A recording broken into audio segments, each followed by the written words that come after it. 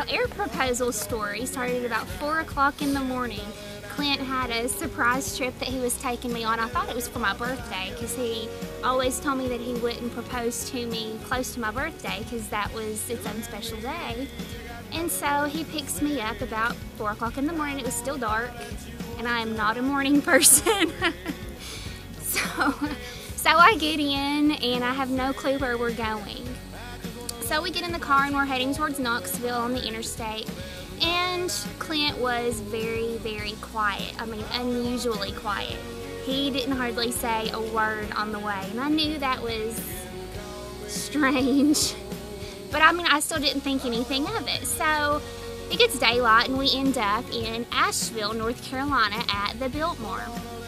So then I was getting a little suspicious, but I mean, I still didn't really think anything about it. The first thing that we did, when we got there, we went to the gardens and walked through. It was really pretty. It was hot outside, but we were having a good day. Yeah. Before we got to the gardens, Yeah. we were walking to the steps to get down to the gardens, and they had watered everything, and there happened to be a puddle, and I stepped right in the middle of it.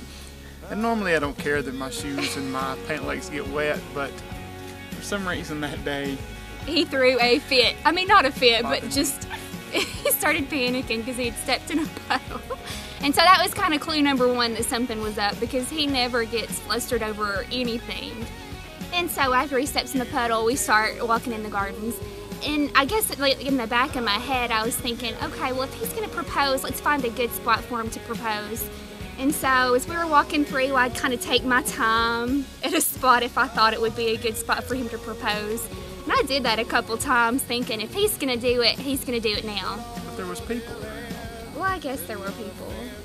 But it didn't happen. So finally we found, was it the boat dock or like a dock and that he wanted to go to, but there were people over there. So we ended up just finding a bench.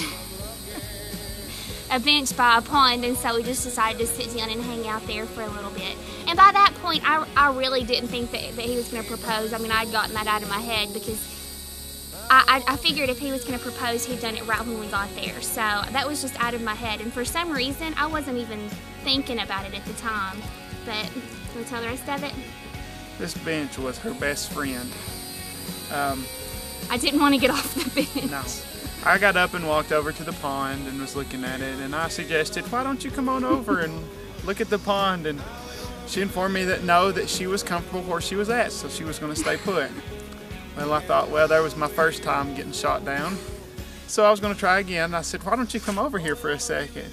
And she told me, why don't you come over here and sit down next to me? And so I was like, shot down number 2. So eventually I just told her to get up off the bench. He really did. He came and stood right in front of me, and he just said, you're going to have to stand up for a minute. And I don't really remember what I said. No, I don't remember either. But it was quick. It was good. It was good. It was very good. You were nervous. Mm-hmm. And then I figured out why he hadn't talked to me half the day. It was because he was so nervous. Very nervous. But you didn't get sick, so that was good. That was very good.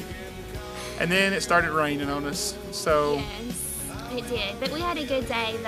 Once he proposed, once I had the ring on my finger, it was much calmer after that, but then... But she didn't even stop going to the house. Like, I would be looking at something, I would stop to look, and I would turn around and I'd be like, where'd she go? And she was like in the next room.